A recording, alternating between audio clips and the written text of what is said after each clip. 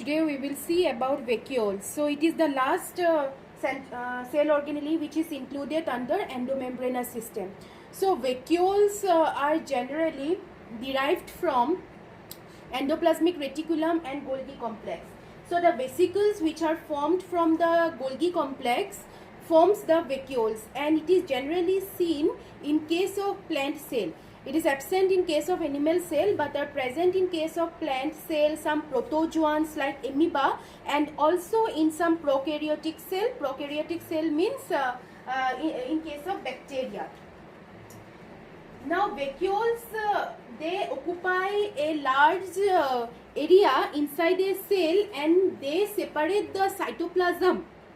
The materials or the substances included under the vacuoles are separated from rest of the substances or materials present inside a cell by a membrane in case of plant cell, which is known as tonoplast.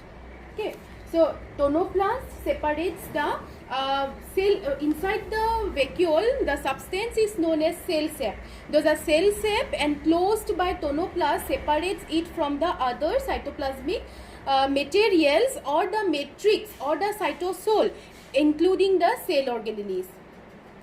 So these vacuole are membrane bound space found in cytoplasm, which contains water, sap, excretory product and other materials which are not useful for the cells, and they are generally excreted out, or they are by the process of exocytosis they are released outside the cell.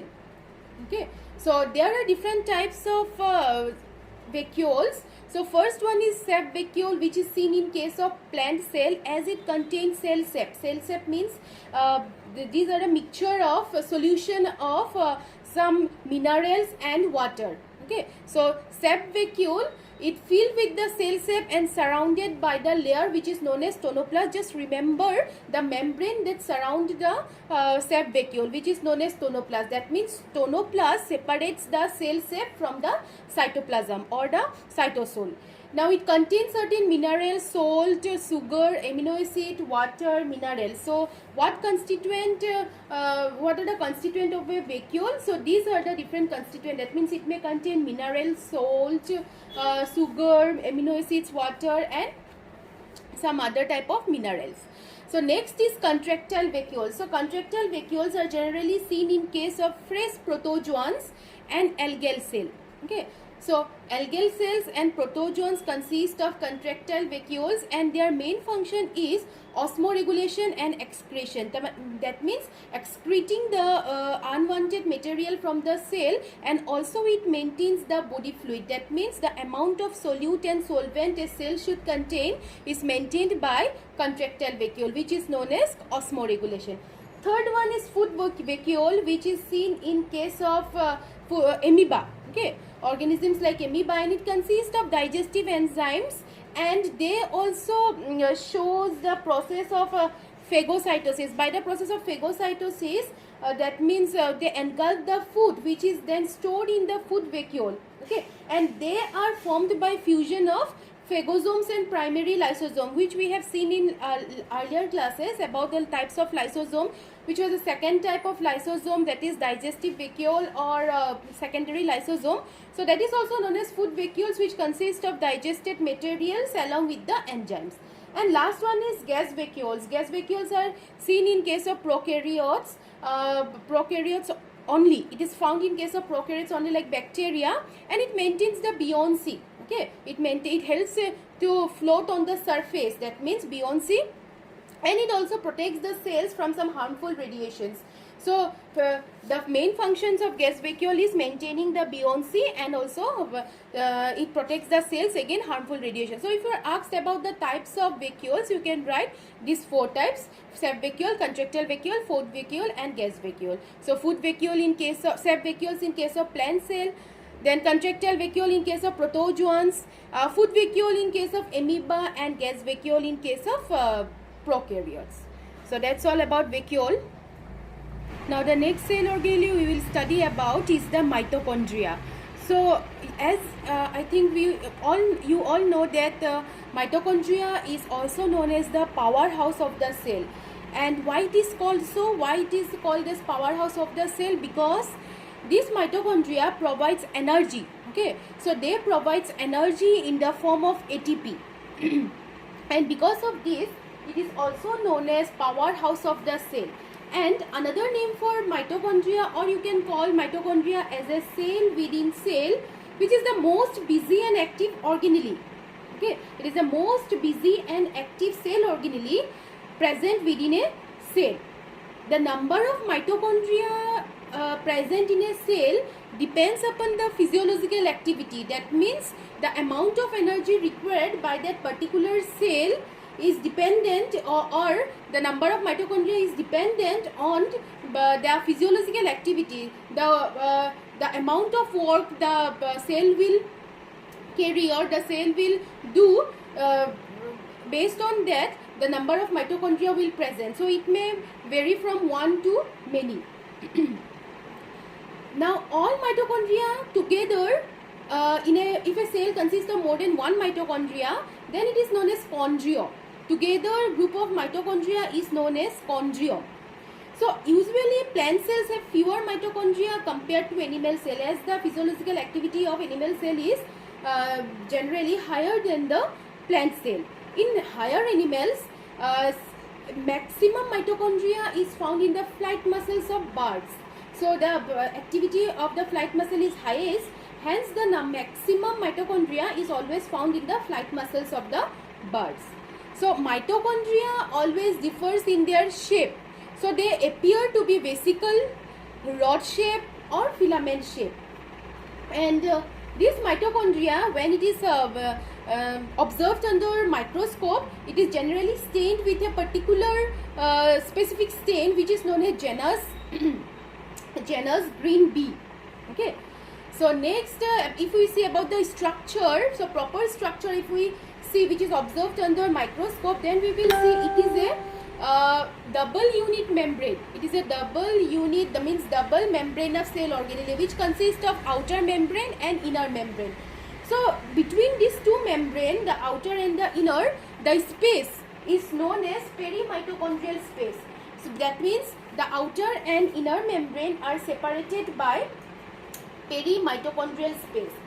Now this outer and inner, if we see, the inner membrane is not continuous. See, it has some enfoldings, whereas the outer membrane is continuous. That means it does not has any interruptions. It does not consist of any enfoldings.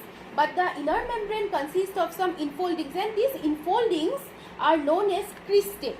Okay, so you can see I have written the inner membrane consists of some folds or the enfoldings which are known as cristae. If we see 40% lipid and 60% protein, it is present. Okay, and that means the constituent of protein is higher compared to lipid, and the inner membrane is selectively permeable with 80% of protein and 20% of lipids. Now both membranes are about 6 to 7.5 nanometer in thickness. So the thickness of both the membranes are 6 to 7.5 nanometer, and that perimitochondrial space are generally filled with some fluid. Okay, same means this fluid is also known as homogeneous fluid. Now inside this mitochondria, the liquid or the substance is known as matrix. Okay, so it is the mitochondrial matrix which consists of enzymes that will perform some functions and and what type of enzymes they are? There mainly respiratory enzymes. That means by the process of respiration they will produce energy in the form of ATP, and this matrix may generally consist of enzymes. Other than that, it has also high concentration of proteins, nucleotides, lipids, etc. Now see, the mitochondria consist of the genetic material also, which is known as the circular DNA. The DNA is circular in case of mitochondria. It is the genetic material, and other than that, it also consists of another cell organelle. That means cell organelle present within a cell organelle, which is the ribosome, and that ribosome is generally 70S type. We will get to know later on about the 70S type of ribosome. So this ribosome generally carry the function of protein synthesis. This ribosome is for protein synthesis, and it has also, the mitochondria has all the three types of RNA also. It is rRNA, mRNA and tRNA. Now this cristae, which are the enfoldings of the inner membrane, has some pinhead like projections. See, I have drawn here some pinhead like projections present in the inner membrane or the cristae, which we called it as oxysomes. See, studded with pinhead particles called oxysome or elementary particles or F0, F1 particle. So this F0, F1 particle was first given by Fernandez and Moran, and hence they are called as F0 and F1, and this F0 and F1 is the site for ATP synthesis. That means for the synthesis of energy, this is the main site, and it consists of two parts. See, it consists of two components. One is F1 particle, one is F0 particle. The headpiece is known as F1 particle and this part is known as F0 particle. And the headpiece consists of the enzyme. It consists of enzyme ATPase. We call it as ATPase or ATP synthase also. And this ATP synthase or ATPase enzyme synthesizes the ATP from ADP. Okay. So it synthesizes the ATP from ADP, the F1 particle, and this is the main part only where the respiratory means the respiration, by the process of respiration the energy is released. Okay.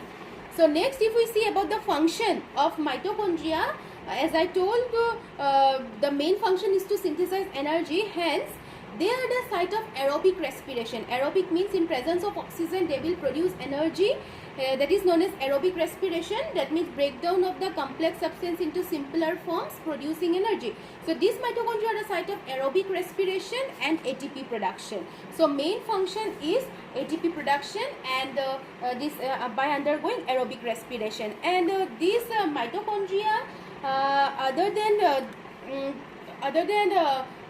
aerobic respiration, they are the site for the formation of some intermediate compounds also, like chlorophyll, cytochrome, steroids, alkaloids. So they form some intermediate compounds also. Then they also helps in synthesis of fatty acids. Mitochondria are also site for synthesis of fatty acid. Along with fatty acids, some amino acids are also produced by mitochondria. Okay, so these are the different functions carried out by mitochondria, and the main function you have known as it is the main mainly for ATP production. And how they replicate means mitochondria always replicate by binary fissions. From one mitochondria, two mitochondria can be produced by the process of binary fission. As in case of amoeba, they undergo binary fission. The mitochondria also undergoes binary fission. So mitochondria, another name is chondriosome or sarcosome. Okay, chondriosome, as I told, together if a cell consists of more than one mitochondria, together we call it as chondriome or chondriosome. So this is all about mitochondria, remember. And see, lastly I have written as semi-autonomous cell organelle. Semi-autonomous means since they consist of their own circular DNA, the genetic material, they can replicate. Okay, so they are partially dependent on other cell organelle. Like in case of endomembranous, they work in coordination, but here in mitochondria, they are semi-autonomous cell organelles. That means they can replicate by itself. Hence, if you are asked about the semi-autonomous cell organelle that helps in aerobic respiration, you have to write about mitochondria. So this is all about mitochondria. Remember, make necessary notes wherever required. Next we will see about plastids. So plastids are the largest cell organelle. So it is the largest cell organelle which is present or which is found In case of plant cell only, it is absent in animal cell but are present in plant cell. Now these plastids the term was first given by Haeckel, Ernest Haeckel. So mainly they are involved in formation and storage of soluble and insoluble carbohydrates. So they are mainly involved in the formation of some soluble, insoluble carbohydrates. Then also plastids are also involved in formation of some pigments. Okay, so it is also semi-autonomous cell organelle, similar to mitochondria. They are also semi-autonomous cell organelle. And total, the sum total of plastids in a cell, we call it as plastidome. So we call it as plastidome. Together plastids are known as plastidome, and there are mainly three types. Remember, this is important. There are three types of plastid: leucoplast, chromoplast, and third one is chloroplast. Chloroplast you have heard, and first one is leucoplast, second one is chromoplast. Out of these three, leucoplast is the colorless cell organelle, okay, colorless plastid, which is found in different size and form. So first one is leucoplast. Again leucoplast, see, it is again it is a colorless plastid of variable size and form, and they are mainly of three types. So they store some food material. So three types means number one is amyloplast. So if the plastid or the leucoplast contains starch, we call it as amyloplast. Second is eleuroplast. If it consists of protein, we call it as eleuroplast. And eleoplast. Eleoplast means it contains or stores lipids or fats, as in case of endosperm cells of castor. First, amyloplast you can find in the case of potato tubers, wheat grains. Eleuroplast are generally found, you can see example maize you can give, and eleoplast in endosperm cells of castor seeds. So these are the three types of leucoplast. Second is the chromoplast. So see, chromoplast, they are generally colored. That means it is yellow or reddish in color, but they do not perform the function of photosynthesis. That means they are non-photosynthetic plastid, but except green, they provide different colors to flowers, to leaves, fruits, and in case of algae also, algae you can find in different colors like brown algae, red algae. So they impart different color to flower, fruits and algae, but they are non-photosynthetic synthetic plastids. They do not perform the function of photosynthesis.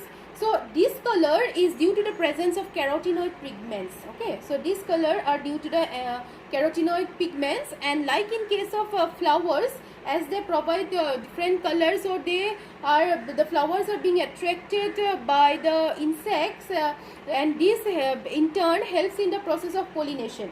So they helps in process of pollination, cross pollination, as the flowers, because of the presence of that color, brightly colored flowers, they attract the insects. So this is all about chromoplast. Now third one is chloroplast. Plastid is the chloroplast, which is first one is leucoplast, second one is chromoplast, now third one is chloroplast.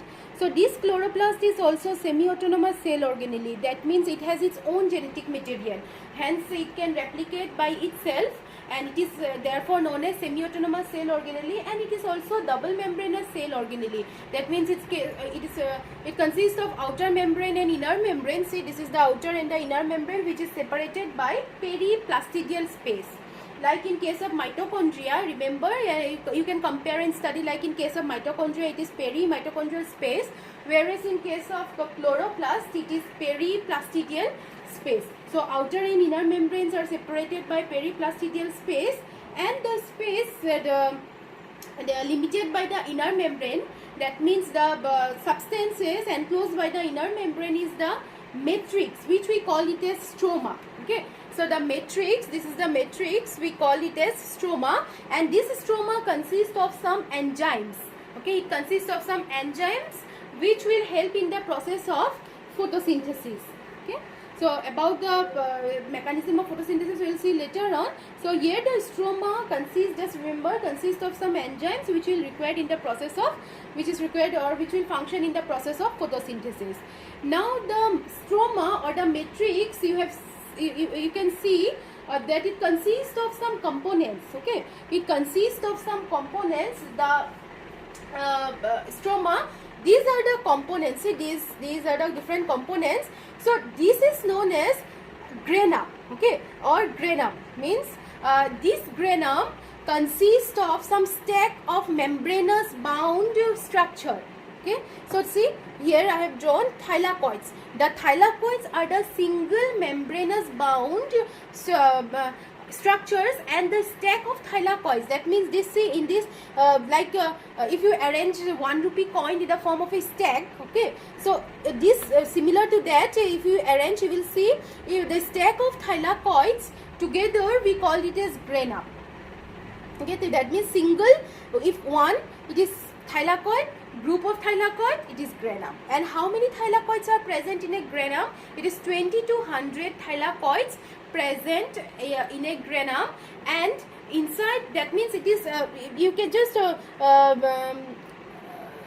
see you can relate it to a rubber band. Okay, rubber band, that means the membrane is known as thylakoid, and inside the space, empty space, you can call it as lumen.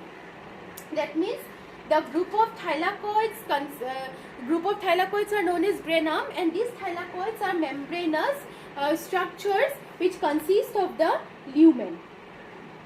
Now the membrane of thylakoid which encloses the space is known as lumen, and the membrane of the thylakoid consists of main thing is this chlorophyll pigment. Okay, because this is the main site only where the synthesis of food will occur. That means photosynthesis will occur. So this thylakoid, as you know, chloroplast consists of pigments, so that means chlorophyll. Now where these chlorophylls are present inside chloroplast, where chlorophyll are present, that means chlorophylls are always present in the membrane of the thylakoid. Now a photosynthetic functional unit contains about 250 to 400 molecules of pigments. One functional thylakoid membrane consists of 250 to 400 molecules of pigments, and we together call this quantosome. Okay, together we can call it as quantosome. Quantosome. So this quantosome is the group of pigments. Now the second, the stroma that consists of the enzymes, which is for the synthesis of carbohydrate. That means in turn it is the food, main food, which is performed by the function process of photosynthesis. So these enzymes that the stroma consists of mainly synthesize the food. Then other than that, DNA, small double-stranded circular DNA is the genetic material. Then ribosomes, 70S type of ribosomes are present, which is which functions for the synthesis of protein.